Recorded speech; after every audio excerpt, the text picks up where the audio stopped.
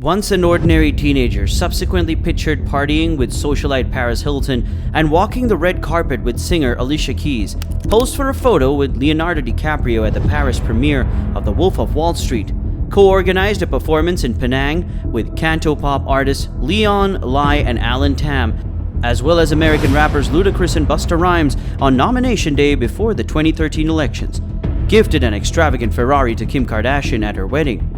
These star-studded mentions, and even much more than your brain can imagine and process for such a young lad, disappeared into the thin air after pulling off a heist worth millions of dollars. The last time this person was seen was a couple of years back in February 2020 in China, when the world was facing a pandemic and was on the verge of an economic collapse.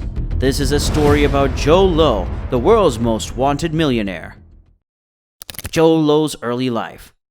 Jho Low was born in Georgetown, Penang Island, to a rich Malaysian Chinese family. His family has historically kept a low profile. Low Meng Tak, his grandfather, was a merchant from Guangdong, China. In the 1960s and the 70s, Meng Tak was involved in iron ore mining and liquor breweries in Thailand, as well as real estate in Thailand, Malaysia, and Hong Kong. Tan Sri Larry Low Hock Peng, Jho Low's father, formed the investment holding company MWE Holdings. Jho Low was the youngest of three siblings. He attended Chung Ling High School and the International School of Penang before being enrolled in London's prestigious Harrow School. Among its prominent alumni are former British Prime Minister Winston Churchill and India's first Prime Minister Jawaharlal Nehru. He took advantage of the opportunity to socialize with students from powerful backgrounds, including Middle Eastern and Brunei monarchs. In London, he had a dear relationship with Riza Aziz, the stepson of former Malaysian Prime Minister Najib Razak. Jho Low then joined the undergraduate program at the University of Pennsylvania's Wharton Business School, where he maintained contacts with Malaysians as well as Kuwaiti and Jordanian interests, and began handling money for friends and family. Low's clever networking and leveraging of contracts formed with members of the royal families of Saudi Arabia, Kuwait, and Abu Dhabi, while at Wharton was claimed to have provided him intimate ties to individuals in Malaysia's highest levels of power. His jet-setting father instilled in him the value of having the appropriate network from a young age. His father, like Low, had a practice of flying in models for parties. Low became renowned as the Asian Great Gatsby after throwing his first lavish party. For his 20th birthday, he hired out Shampoo, one of Philadelphia's biggest nightclubs at the time, for a whopping $40,000. Low returned home after college, hoping to work for the network he formed at Wharton, assisting them with investment projects. While his proposal did not pan out, he was able to connect Malaysian Deputy Prime Minister Najib Razak with Mubadala Development, an investment firm. This connection provided Low status, allowing him to borrow billions of dollars from Malaysian banks. Najib Razak became Prime Minister 3 years later, and Low recast himself as the apparent brain behind offshore finance. According to prosecutors, he learned how to build up shell businesses and shift enormous sums of money around. As the Prime Minister sought ways to fund his government, Low proposed the formation of a sovereign wealth fund, and one MDB was established. He took over the fund and skimmed off $700 million for himself. The initial sum was insignificant in comparison to the biggest amounts that followed, providing him with access to endless wealth. Low also made real estate investments, purchasing luxurious houses in New York, Los Angeles, and London. He also bought a private plane and spent roughly $310 million on art, setting a record of $48.8 million for the highest amount paid for a Basquiat painting.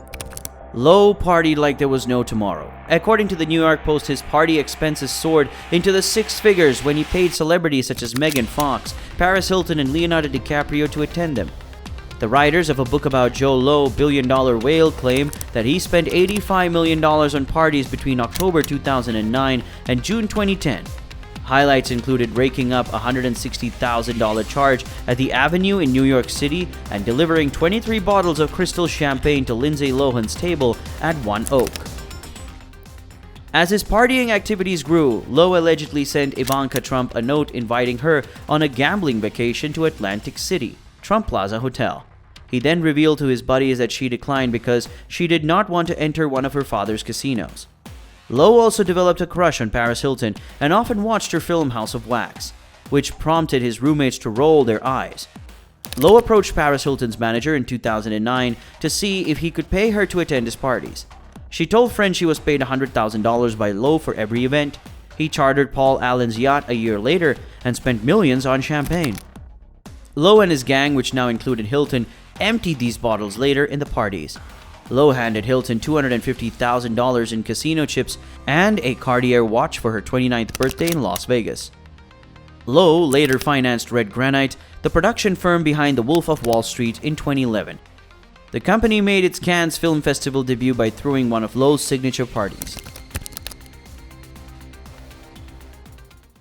Jho Low was a founding member of the One Malaysian Development Berhad in 2009. Najib Razak co-founded 1MDB, a Malaysian state-owned sovereign investment fund. Najib Razak served as its chairman until 2016. It was established to boost the country's development as one of its earliest initiatives. It designed the new financial area in Kuala Lumpur and purchased privately owned power plants. The fund raised billions of dollars for joint ventures and investment projects between 2009 and 2013. The majority of the funds raised, according to the U.S. Department of Justice, were embezzled and routed to shell businesses and offshore bank accounts related to Jho Low. Low is accused of leading a group of Malaysians who transferred money from fund into their own accounts. While he claimed to have done consulting work for 1MDB, U.S. authorities alleged that he was the mastermind behind the creation of the shell firms that organized withdrawals for payoffs and pocketed fund revenues. Prosecutors claim he diverted $27.3 million from 1MDB to a New York jeweler for a pink diamond necklace for Razak's wife, who was the first lady at the time. So how did he manage to pull this off for so long? It was obviously not a well-planned project. He grabbed millions of dollars from one account and transferred them to his own. People turned a blind eye because of the fraudulent people surrounding him, including Najib, to help in keeping investigators off the scent. He used accounts with corporate names that resembled real companies. He also laundered money into trust accounts in the United States, where restrictions made it difficult to track down dubious transactions. It appeared to be going well for him until a frustrated whistleblower arrived. Justo Xavier, a former director of the shell business Petro-Saudi that funded 1MDB, owed $2 million.